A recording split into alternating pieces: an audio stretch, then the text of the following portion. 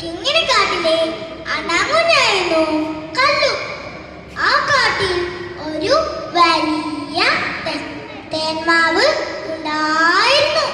ആ തേന്മാവിലായിരുന്നു കല്ലുവും അവന്റെ അമ്മയും അവന്റെ അച്ഛനും പിന്നെ കുറെ അണ്ണാഞ്ചേട്ടന്മാരും താമസിച്ചിരുന്നത്. ആ തേന്മാവിലെ മാമ്പഴമായിരുന്നു അവരുടെ ഭക്ഷണം.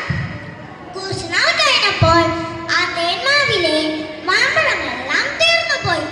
ഒരു ദിവസം ഒരു അണ്ണാഞ്ചേട്ടൻ വന്ന് കല്ലുവിനോട് പറഞ്ഞു, ചിത്തിരക്കാട്ടിൽ നിറയെ മാമ്പഴമുണ്ട്. ഇത് കേട്ടപ്പോൾ കല്ലുവിന് കൊതിയായി. കല്ല് ഓടിച്ചെന്ന് അമ്മയോട് ചോദിച്ചു, അമ്മേ അമ്മേ, ഞാൻ ചിത്തിരക്കാട്ടിൽ മാമ്പഴം തിന്നാൻ പോയിക്കോട്ടെ? അമ്മ പറഞ്ഞു, വേണ്ട മോനെ, അവിടെ നിറയെ കടിയുറുമ്പുകളാ, അവർ നിന്നെ കടിച്ചു ശരിപ്പെടുത്തും. പാവം കല്ലു, അതിന് വളരെ വിഷമമായി. അപ്പോഴാണ് നാട് മുഴുവൻ പറന്നു നടക്കുന്ന കൊക്കമ്മാവൻ അതുവഴി വന്നത്.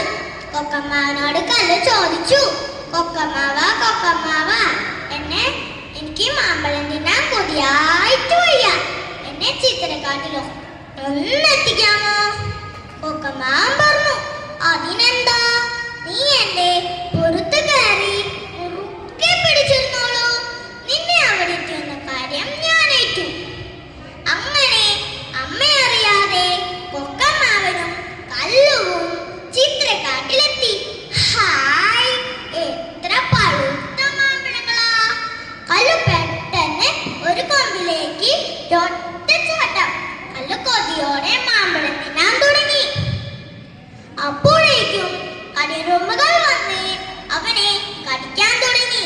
പാവം കല്ലു, അവന് വളരെ വേദന കൊടുത്ത് ഉറക്കെ നിലവിളിച്ചു. ഒരു വിധത്തിൽ അവൻ